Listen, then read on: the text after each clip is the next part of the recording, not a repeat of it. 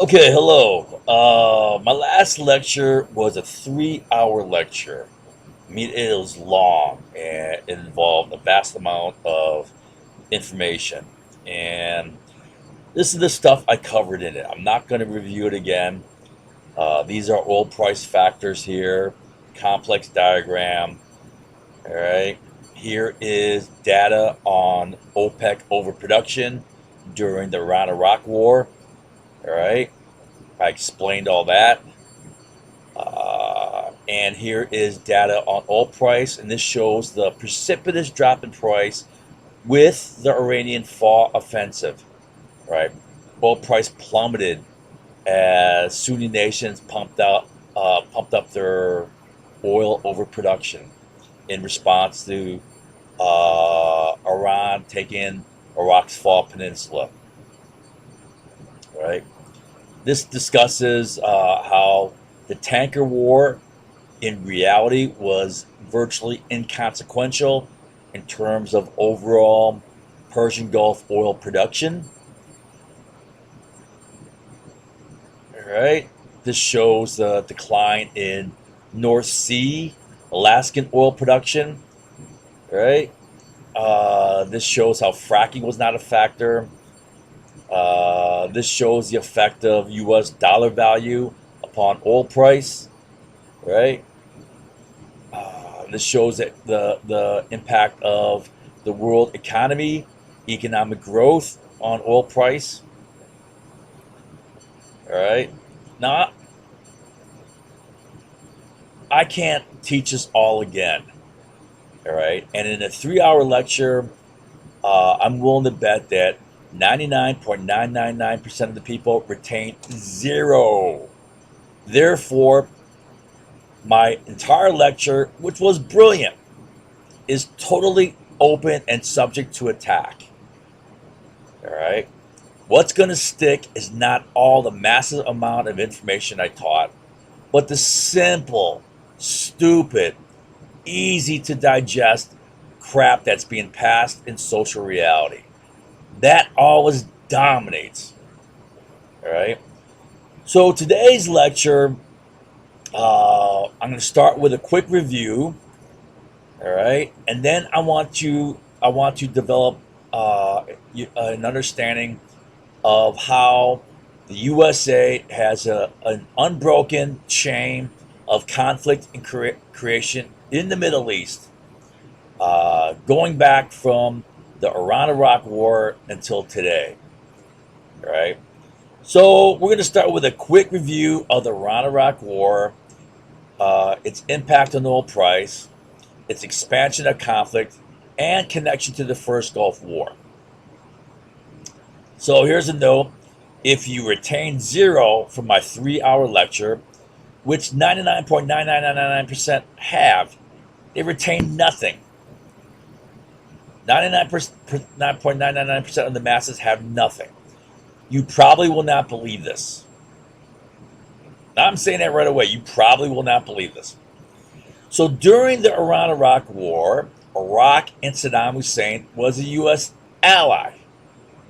We think of Saddam Hussein as our enemy, but he was our ally back then.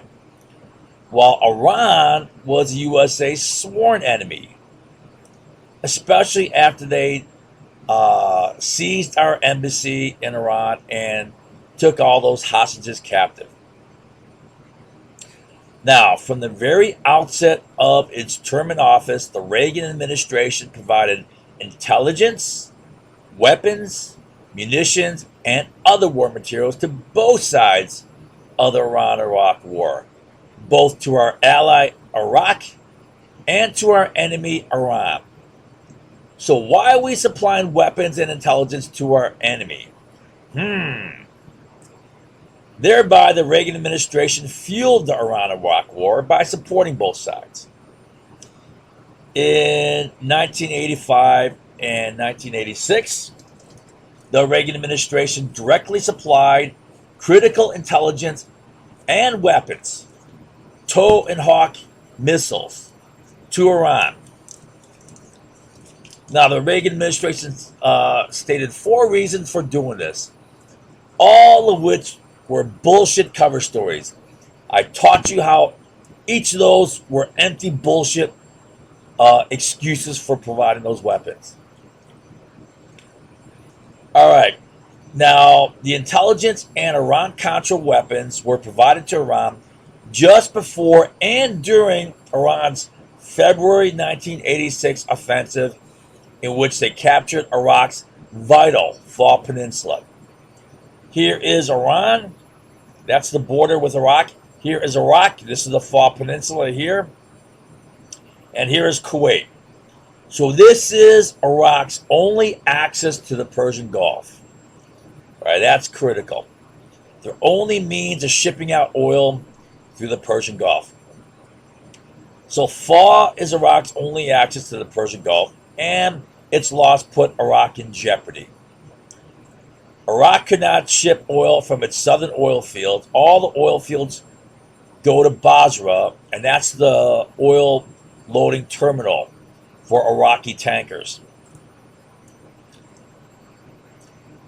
Iraq's northern oil fields were likewise threatened by another Iranian offensive in the northeast. So way up in which is now Kurdish Iraq, Iran was attacking up there, threatening those oil fields. So Iraq was thus more dependent upon loans to finance its war. Iraq's main source of revenue is oil sales. Their economy is almost entirely based upon oil. So now, for its southern oil fields, Iraq had to pipe oil to Kuwait to be sent out on Kuwaiti tankers. So all the oil that went to Basra had to go to Kuwait down here, placed on Kuwaiti tankers. Iran's capture of Fa posed a serious threat to other Sunni nations, not just Iraq, but especially to Kuwait and Saudi Arabia. With Iran occupying the Fa Peninsula, they're right on the border of Kuwait. And Saudi Arabia is right below Kuwait. So Kuwait runs here to about a point there. Everything below there is Saudi Arabia. Right? So both Kuwait and Saudi Arabia have increased threat, with Iran now occupying Iraq's Fa Peninsula. All right. Also, you could say that Iraq is now in jeopardy of losing the war. It lost its main source of its main means of supporting the war, which is oil financing. So the Sunni nations responded with increased overproduction, which drove down price. Now, during the Iran-Iraq War, there were 4 oil factors in play that affected oil price. However, the world economy had recovered by 1983, right? This is 1986, the offensive right here. The plunge in oil price in 1986. Dollar value was plunging since 1985. And combined North Sea and Alaskan oil was declining since 1986. All of which should have raised oil price. This means the precipitous plummet of oil price, this drop within a month, bam, huge drop, right, in oil price, could only be due to the massive Sunni increase in production over OPEC quotas. That's overproduction. They're cheating on their quota. From February 86 to the end of the war, Sunni overproduction averaged 2.14 million barrels every damn day to the end of the war. And that's massive. That's massive overproduction. That has a huge impact on oil price. So the war destroyed OPEC unity. You got OPEC nations fighting each other, especially with the massive overproduction, and OPEC lost control of oil price. In November '86, news of the Reagan administration's illegal sale of key weapons to Iran hit the press. So what that meant is the Iraqis now know that the Reagan administration just screwed them over to devastating effect. Their loss of the Fall Peninsula, which means loss of oil exports through the Persian Gulf. In May 1987, the Iran-Contra hearings began. The Reagan administration was thus vulnerable, sitting on a hot seat for all the world to see, being grilled by a Senate inquiry. Now, less than 2 weeks into the Iran-Contra hearings, an Iraqi F-1 Mirage fighter plane fired 2 Exocet missiles into the USS Stark, killing 37 U.S. sailors. Right here. 2 missiles went into the same hole. Bam, bam. Killed 37. The Reagan administration rushed to claim it was an accident without any evidence or investigation. Bullshit. You don't rush to claim it's an accident without any evidence, without any investigation. Now, why would they do that? Well, it's because if the attack was not an accident, it had to have been intentional, right? It's a two-condition situation, one or the other, accident or intentional.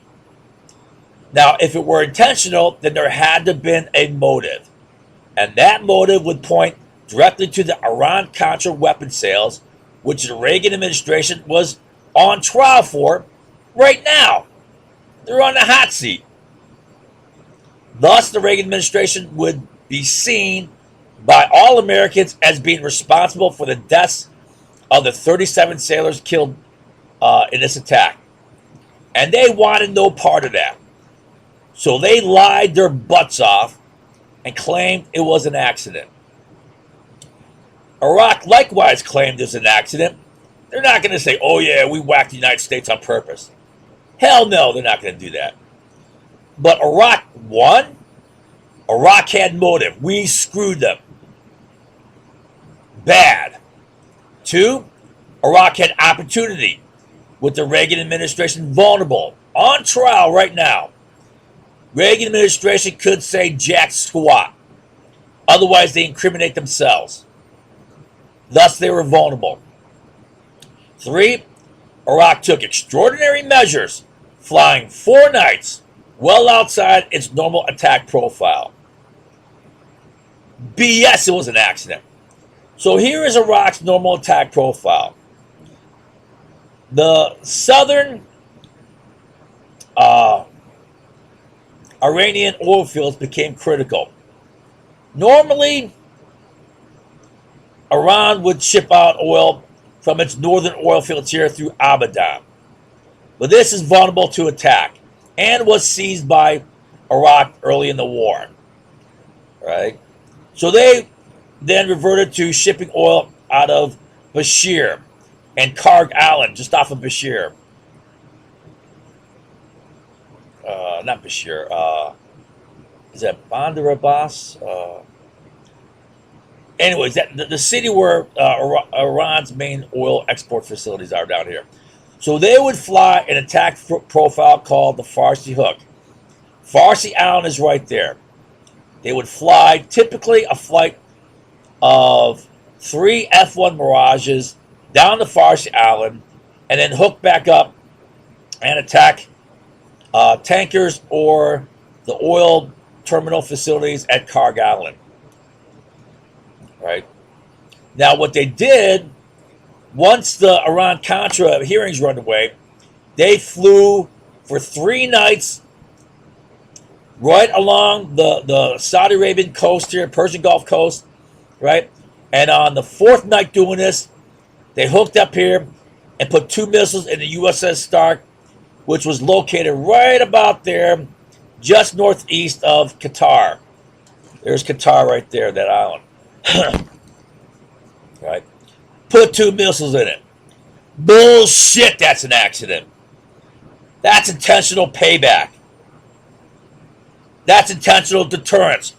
Don't screw with us again, or you'll get more of the same.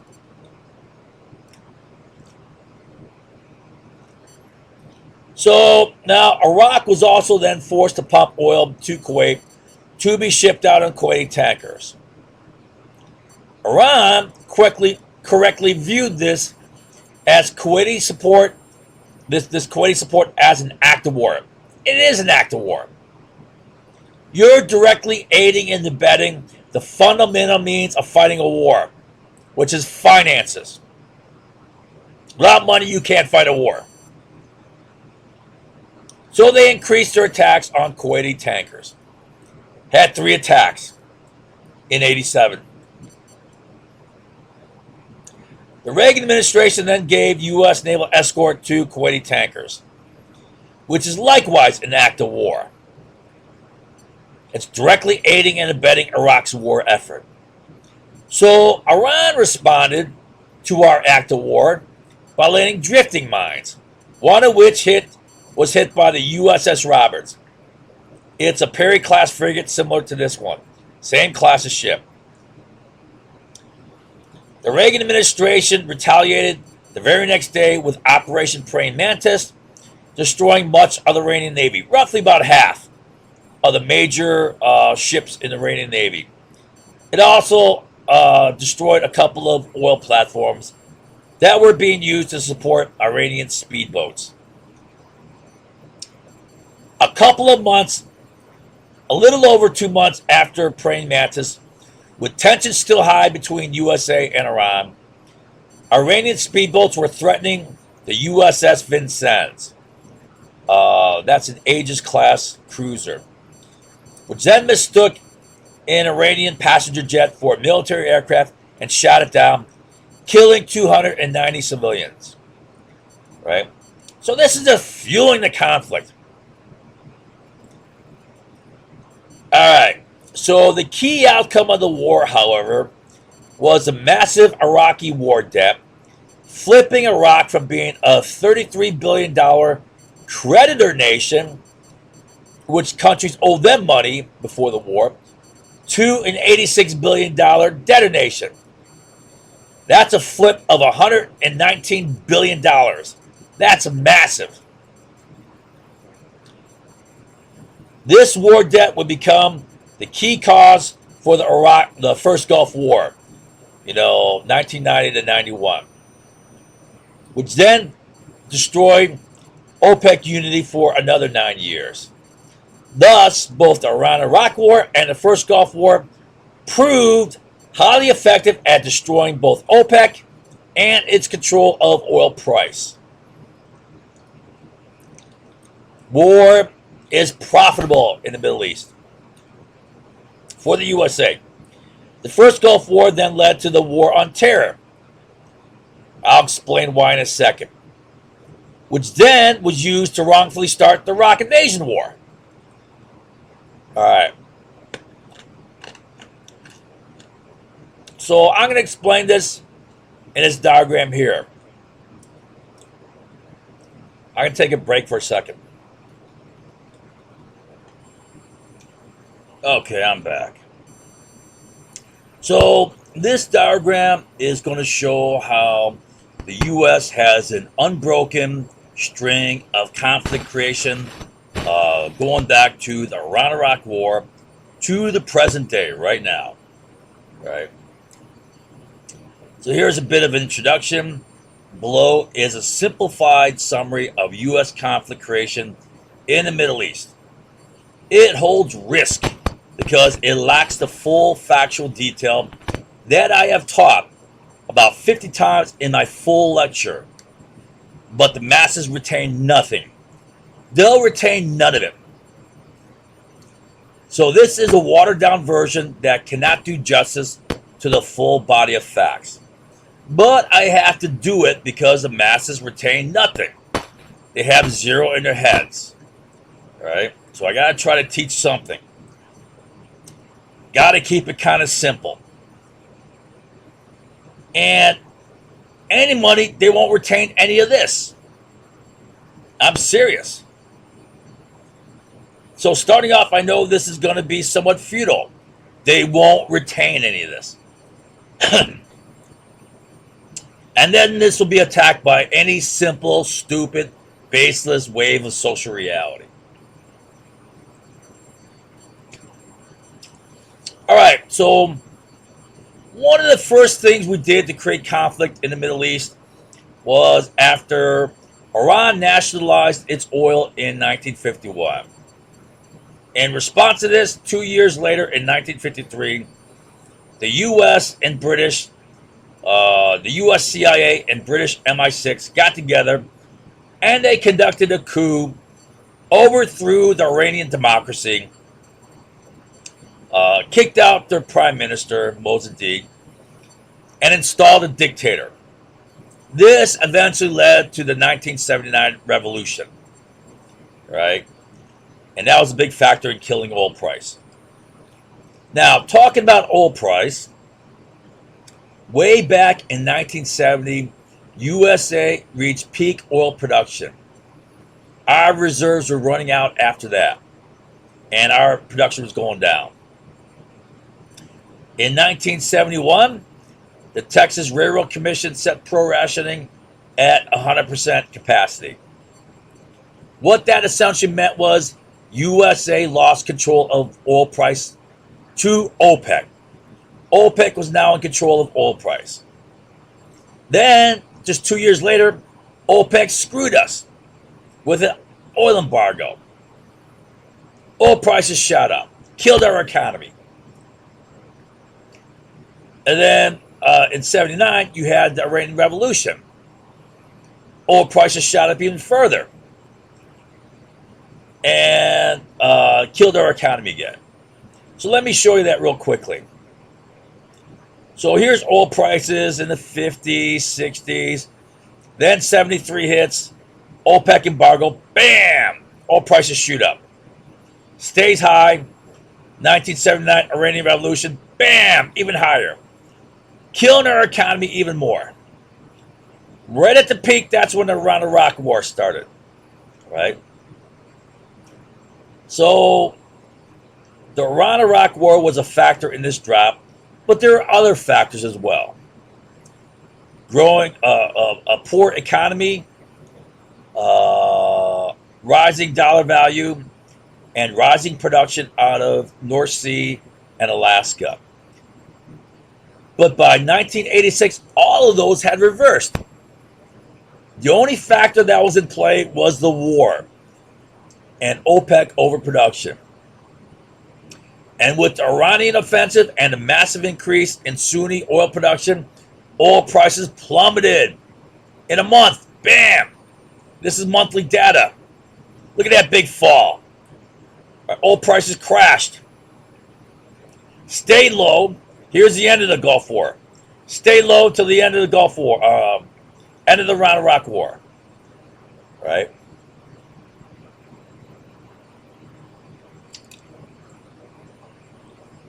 All right.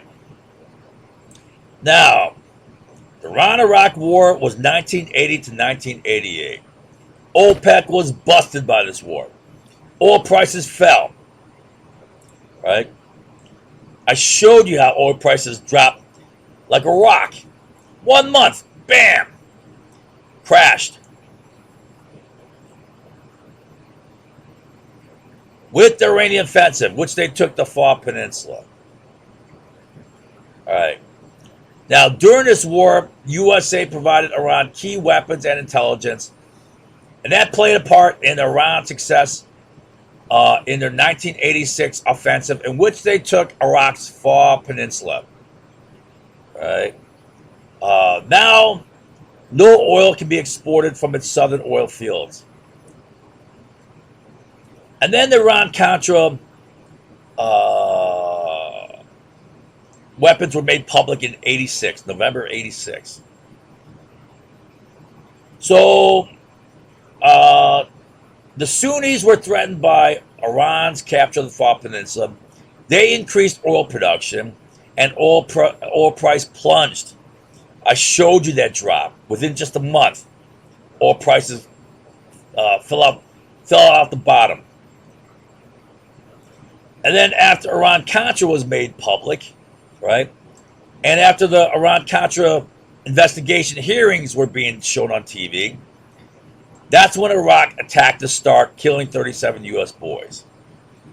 Right? Now, with Iraq having lost its Far Peninsula, they must now pump oil to Kuwait to be shipped out on Kuwaiti tankers.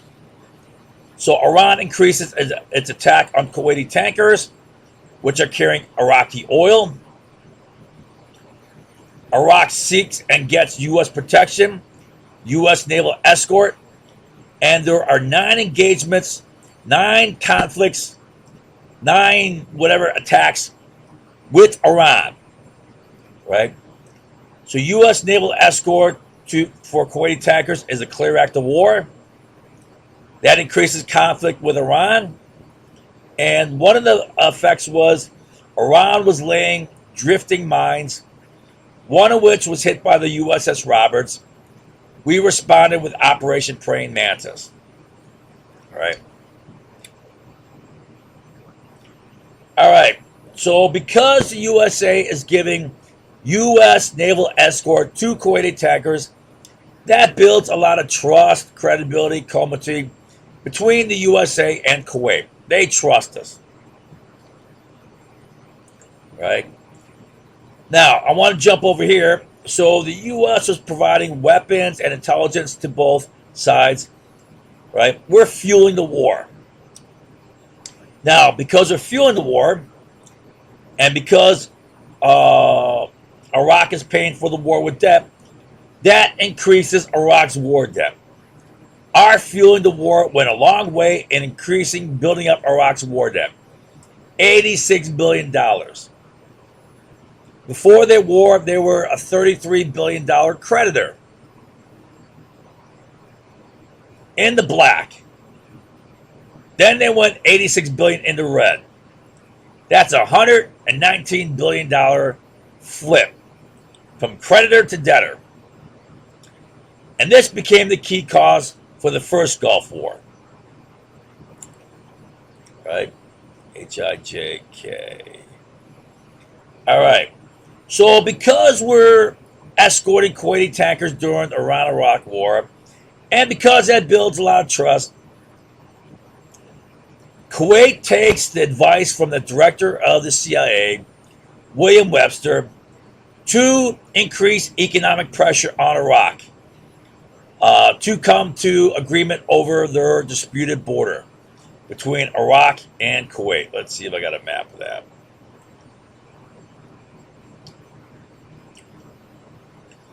All right, so this is the border between Iraq and Kuwait. This is disputed, right? Director of the CIA meets with the top Kuwaiti general and convinces him that the best means of action is to put economic pressure on Iraq so that they come to the table and negotiate the disputed border. All right. All right. And the pressure was overproduction of Kuwaiti oil, driving down oil price, which is basically stealing money out of the back pocket of Saddam Hussein.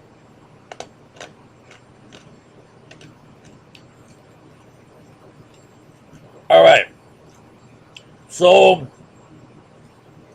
sure enough, if you look at oil data, the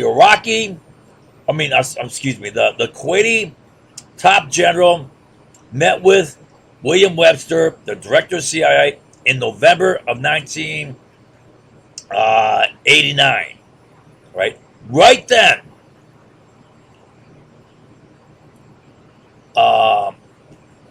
Kuwait increases its overproduction to over 2 million barrels per day, about a million barrels over their quota. It's damn close to 1 million barrels over quota. Saddam Hussein gets pissed off because that's driving down oil price, basically stealing money out of their back pocket. So there are 4 Iraqi threats to Kuwait. 3 by Saddam, 1 by Tariq Aziz, who is Saddam's right-hand man. You quit overproducing Kuwait or we're going to invade your ass. 4 threats. Stop overproducing. and also paid $2.4 billion in stolen oil. That was another of Saddam's accusations on Kuwait. He also accused Kuwait for being a USA puppet who conspired with the USA to hurt the Iraq economy, right? And that leads to Iraq's invasion of Kuwait. Now, I believe Saddam's real motives, beyond paying the debt, he had real war debt, $86 billion, right? He doesn't want Kuwaiti overproducing, driving down price, because that hurts the Iraq economy at a time when they got massive debt they're trying to pay. So I believe that was a real motive by Saddam, pay down that debt. But also I believe that Saddam Hussein was ambitious. If he took Kuwait, he would essentially double his oil reserves. Maybe not quite double, but damn close. He would double his production capacity. With that, he could sell more oil, and with the extra revenues, he could buy more weapons, become the military powerhouse of the Middle East. Also, having acquired double the production capacity, he can reduce that production, right, and jack up oil price. He now has plenty of spare production capacity so that he can reduce it and jack up oil price. So he's got both military control and economic control in the Middle East. That is a bad nightmare scenario for the United States, right? Both very bad for the USA. Now, Saddam had other BS reasons for attacking. I mean, they may have been true, maybe not. He said that historically Kuwait always belonged to Iraq. Well, I mean, there's very fluid borders there, right? The whole Ottoman Empire dominated there for a while. Kuwait was not part of the Ottoman Empire. It was more a protectorate of Great Britain. So I don't know. He also said that Kuwait was slant drilling and stealing Iraqi oil across the border, stuff like that. That's a basis of the $2.4 billion here. He had a few other reasons I'll skip. All right. Now, so Iraq issues 4 warnings. Kuwait, you stop overproducing or I'm going to invade your ass. And then he puts 100,000 troops on the border of Kuwait. Now with that, you know that's a serious threat. He repeatedly warned he's going to attack. Then he puts troops on the border. Real capability of attacking and invading Kuwait. Very next day, Margaret Tutwiler, the State Department spokesperson, says this, and I quote, USA has no defense treaty with Kuwait, nor do we have any defense or security commitment to Kuwait. Now, why in the hell would you say that any time in the year? Why would you just come out and say that? There's no reason to say that. Especially after Saddam Hussein warns 4 times they're going to attack Kuwait, puts 100,000 troops on the border, and then you say it. You don't say that anytime, let alone after he threatens repeatedly, puts 100,000 troops on the border. That's 10 army divisions. That's a massive force. So the very next day, Saddam Hussein calls in the U.S. ambassador to Kuwait, April Glaspie. Calls her into her office. Says, hey, what's the deal with this? And then she says this.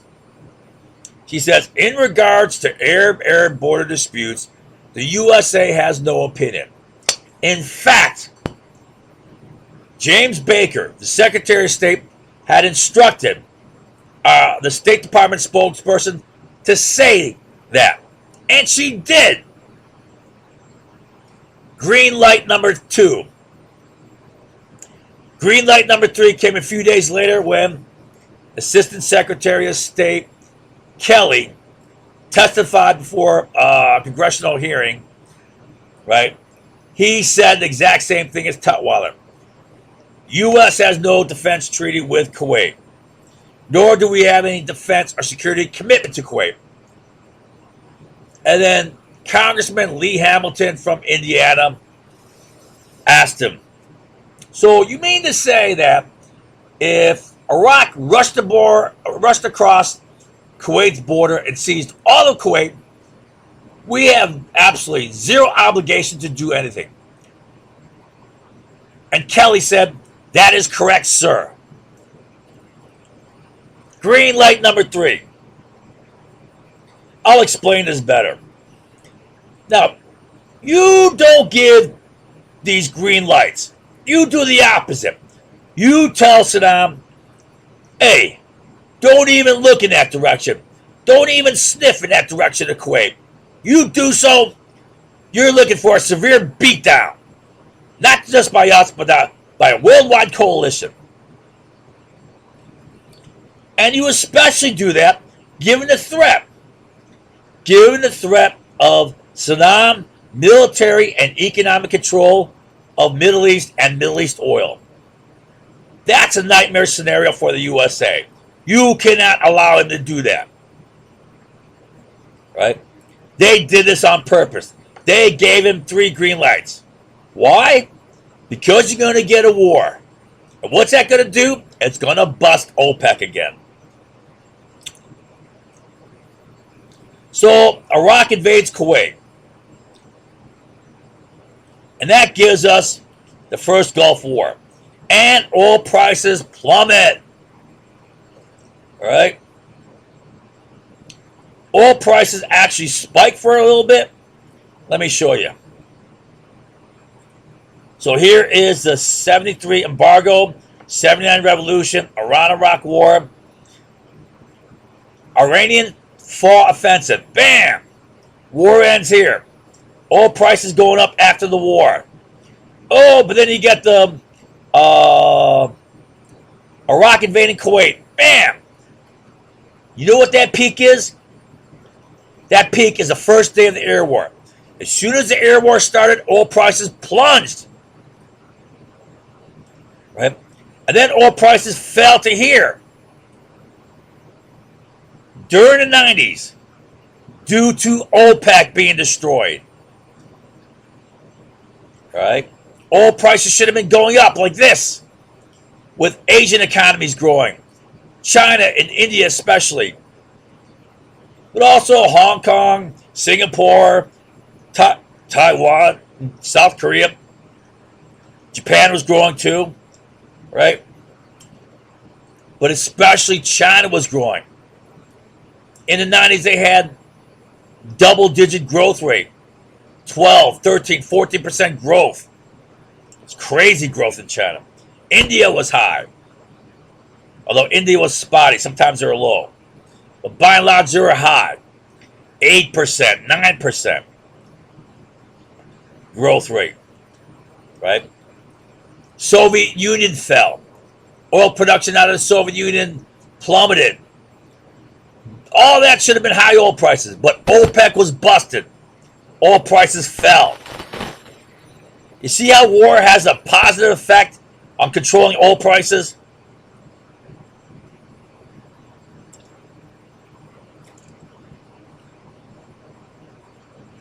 So, what happened was the war resulted in massive debt for both Saudi Arabia and Kuwait. Right? And because they had massive debt, they could not reduce production. That destroyed OPEC unity. They couldn't agree upon production reductions to raise price. It killed OPEC for 9 years. Oil prices fell at a time when they should have been climbing. With the fall of the Soviet Union and production out of their cut, and Asian economies taking off, increasing demand. Right? All right. Now, another outcome of the first Gulf War was 7 years of WMD inspections, along with United Nations oil sanctions that killed Iraq. Right? So, recall, well, we knew that Iraq had WMD in the 1980s. He used them repeatedly against Iran forces. Chemical weapons repeatedly used against Iran. Right? And the USA sold them that crap. There was a Congressman Regal report that examines U.S. dual sales of chemical and biological materials to Iraq, right? And the impact it had upon U.S. soldiers in the first Gulf War. A lot of poisoning of U.S. soldiers due to our destruction of Iraqi, chemical and biological facilities, which got into the air. All right. And then during these 7 years, the CIA played all sorts of dirty games with WMD inspections, when all the while 567,000 Iraqi kids died due to the WMD-based economic sanctions, right? While the CIA is playing dirty games with WMD inspections. I'll explain them a little more here. I made about 3 hours of lecture on this, right? I can't explain it all here. I got to give you a very bare bones rundown thing here. So I know no one's going to remember my 3 hours of lecture. So there'll be an attack. Oh, BS, when no one knows jack squat.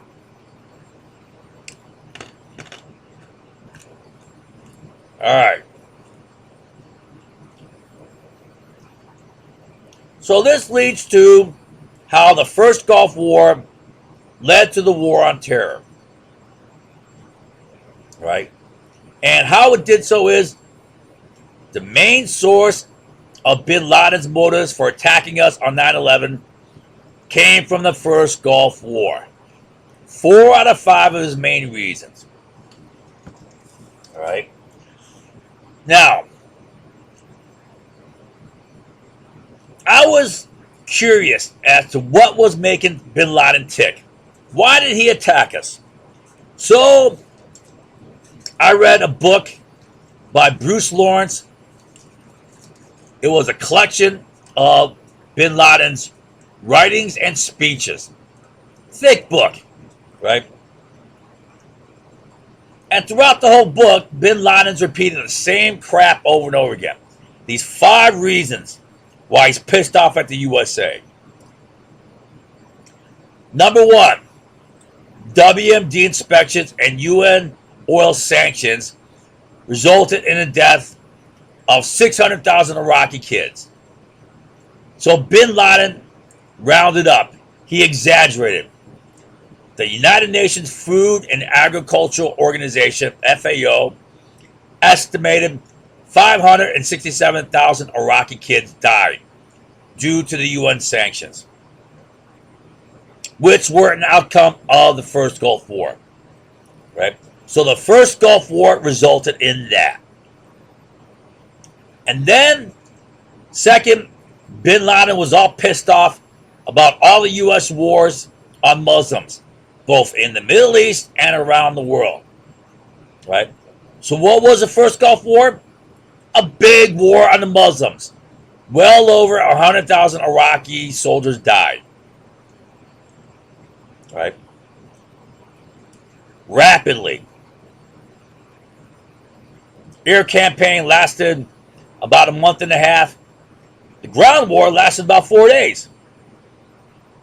Oh, and by the way, I wrote the strategy for that war. Now, that may be debated. Oh, he's crazy. He's got delusions of grandeur. No one remembers history.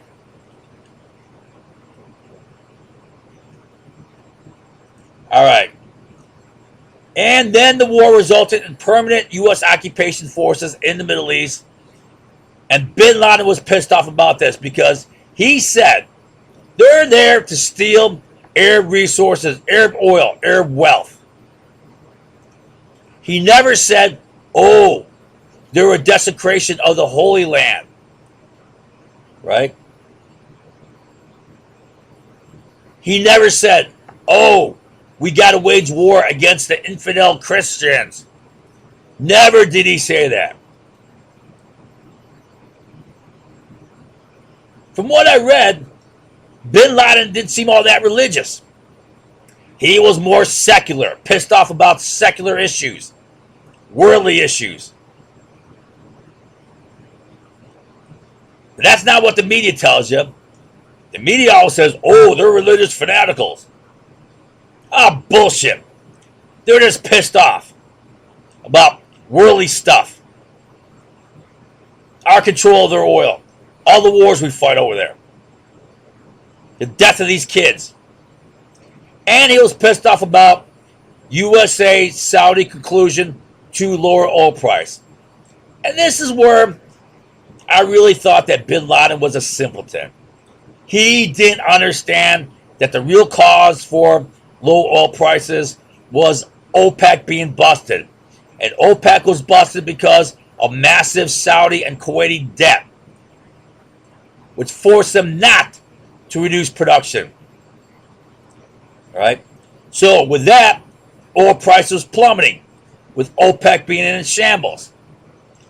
And with low oil prices, Saudi revenues were being cut. They couldn't afford to pay for their welfare.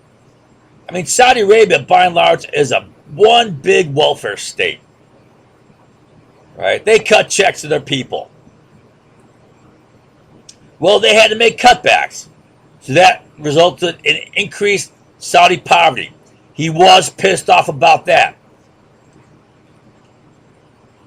Now, the other reason that bin Laden harped upon over and over was U.S. unstinted support for Israel and Israel's abuse of Arab people, like in Palestine, like in Gaza, all those places. Israel plays kind of rough, right? When Israel attacks, they whack pretty hard. And there's a lot of collateral damage. A lot of civilians get killed. Now, this was the only non-Gulf War related reason, all right? And it's because it preceded the Gulf War. U.S. had been supporting Israel prior to the Gulf War. So this can't be included in it. So 4 out of the 5 were directly related to the Gulf War. That's why the first Gulf War led to 9/11. All right? Now try to keep that in your brain. Don't forget that. Otherwise you'll think, that's crazy. That's unbelievable. Me no remember that. So that led to the 9/11 attacks. And then the 9/11 attacks created the War on Terror. And the War on Terror was the biggest block of military spending ever in the U.S. history. So this is the history of U.S. defense spending. Here's World War I. Here's World War II. Cold War starts. Korea. Vietnam. Then you got Ronald Reagan. Biggest peacetime military buildup in all U.S. history. Massive spending increase. That helps pull the U.S. economy out of recession. Then you get a bump for the Gulf War. Then you got Clinton's downsizing Then you get 9/11. This whole big mountain here. It's almost as high as World War II, but it's a lot longer, sustained year after year spending. This is the biggest massive increased chunk of military spending in all of U.S. history. War on terror, starting with 9/11. This is the Iraq invasion war from here to here. Right. A lot of money being made here.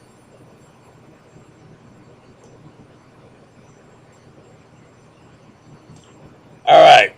So then the Bush administration took the 9/11 attacks and used a meticulously planned strategy, that's their own words, to conduct a bait and switch using the 9/11 attacks by Al-Qaeda and bin Laden to justify an invasion of Iraq, who's not Al-Qaeda, who did do 9/11, based upon fake WMD. And then they use that to get the Iraq invasion war. So you got bogus WMD, which didn't exist, and you get 9/11, which Iraq did not do, Al-Qaeda do, and you use those two bogus things to justify an invasion of Iraq. Remember what Richard Clark, the anti-terrorist czar, said? For us to go invade Iraq after Al-Qaeda attacked us on 9/11 is like after the Japanese attacked us at Pearl Harbor, we go invade Mexico. Right? It's like, oh, damn. Japanese attacked us at Pearl Harbor. What the hell should we do? I don't know. I know. Let's go invade Mexico. Yeah, that's a good idea.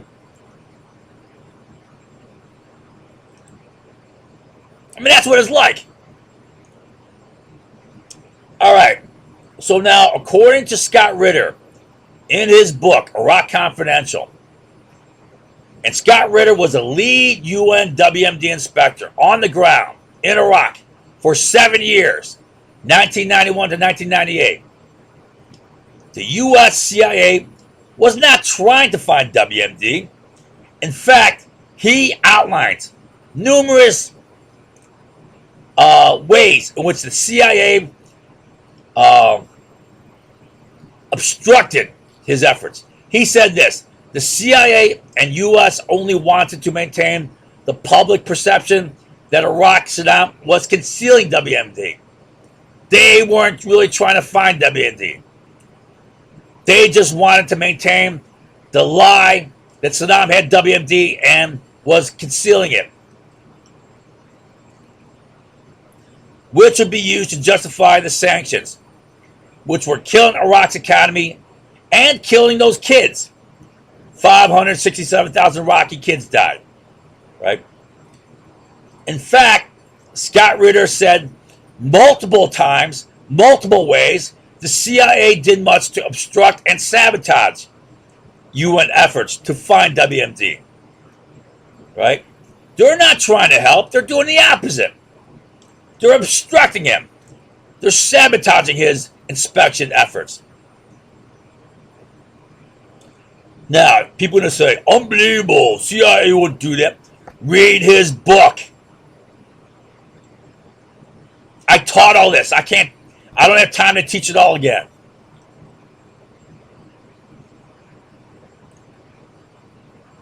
And the CIA played all sorts of dirty games with inspections. For example, using fake accompli maneuvers to manufacture pretexts for bombing Iraq on the religious holidays. They want to bomb Iraq on Muslim holidays. And they did. For 3 days, they bombed Iraq right before Ramadan, 1988. Their major religious holiday. And to set up coups to overthrow Saddam. And to set up assassination attempts on Saddam. So they're playing dirty games with these weapons inspections. Now, there are many ways of making money off a war in the Middle East, not just oil. And I showed you that. Weapon sales, massive weapon sales, flipping client states, flip them from Russia to yourself. Then you can sell them weapons. Protect the petrodollar. Create a massive amount of destruction in the country, which requires reconstruction, and then he monopolized the reconstruction contracts. Increased need to sell oil from reconstruction to paying for the war effort. Oil prices fall. Right? Big benefit for the U.S. economy, especially for U.S. oil companies. Help with the balance of trade. Recycle currency. Law cap contracts. Private military security contracts. All monopolized. Law cap monopolized by Halliburton. Servicing a debt. Interest payments. You're making money in so many different ways.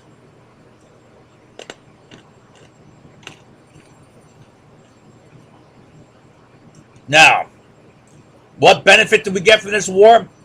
Oh, it greatly expanded the terrorist threat. Greatly expanded the radicalization of Islamic jihadism worldwide, including the development of homegrown U.S. Terrorists in the USA. All right. Prior to this, you had the Al-Qaeda implants. Now you got homegrown. Bunch of idiots. Then you expand terrorist attacks to other nations who participated in the Iraq invasion, like Spain, like Great Britain. They got their own terrorist attacks. Well, it serves them right. Idiots supported the Iraq invasion war. Increased Sunni-Shia conflict. It got crazy. They're whacking each other like crazy. Especially the damn Shia militias. Right? Conducting USA counterinsurgency methods. Kidnap, torture, right? Murder. Mutilated bodies thrown out in the streets of Iraq every damn day. Sunni men mutilated. Destabilization of the Middle East, including the formation of a Shia bloc. Iran, Iraq, Syria. Increasing strategic pipeline threat, which increased the strategic value of Syria, resulting, I believe this is a big part of why Syria became a big proxy war for the Sunni and Shias. Right? Let me show you a map here. So it used to be the classic balance of power was between Iran Shia and Iraq Sunni. Once Bush's Iraq invasion war took down Saddam Hussein and the Ba'ath Party, Iraq became Shia because 60% of its population is Shia. So now you got a Shia Iran, a Shia Iraq, and a Shia Syria. Syria is Alawite, which is a branch of Shia. So now you got a solid Shia bloc. You got all of Iran's oil right here. That's their major oil reserves right there. Kurdistan province area. Now, with Iran now Shia, that creates potential of a pipeline running from Iran across Iraq through Syria, direct shot into the Mediterranean. All right. All right. That's a major financial strategic advantage for Iran. Well, that's a big threat to the Sunnis, especially Qatar and Saudi Arabia, who had plans of building a gas pipeline up through Syria. So now Syria's in play, right? That's a key wild card here, right? And that's a key, I believe that's a key reason why there's a large amount of Sunni support and Shia support for the civil war in Syria, right? helping make that a bloodbath.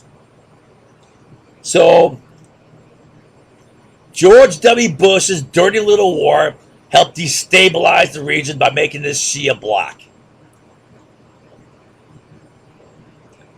Good job.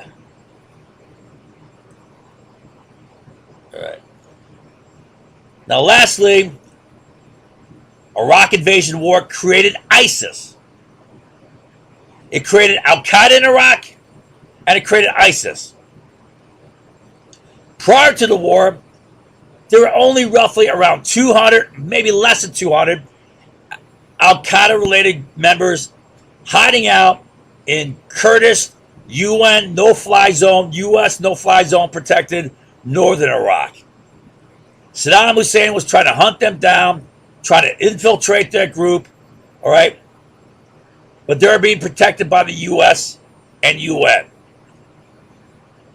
Once we invaded Iraq, Al-Qaeda flocked to Iraq. And all the dirty crap we did in Iraq helped fuel the formation of ISIS. All the torture, all the humiliation, in all the damn detention centers, right? The war itself, invading an oil-rich nation, dominating the Iraq government, dominating Iraq oil, which we did. You think that's not pissing them off? Now, I also wrote the strategy to defeat ISIS. I know everyone's going to attack. He's crazy.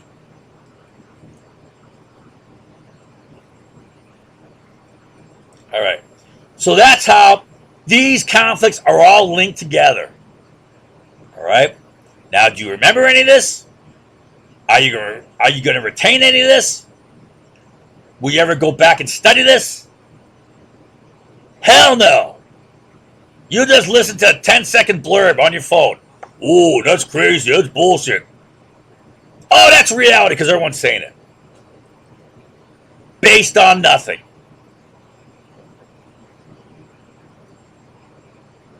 And therefore, social retard reality will dominate again. As it always does. Based on nothing.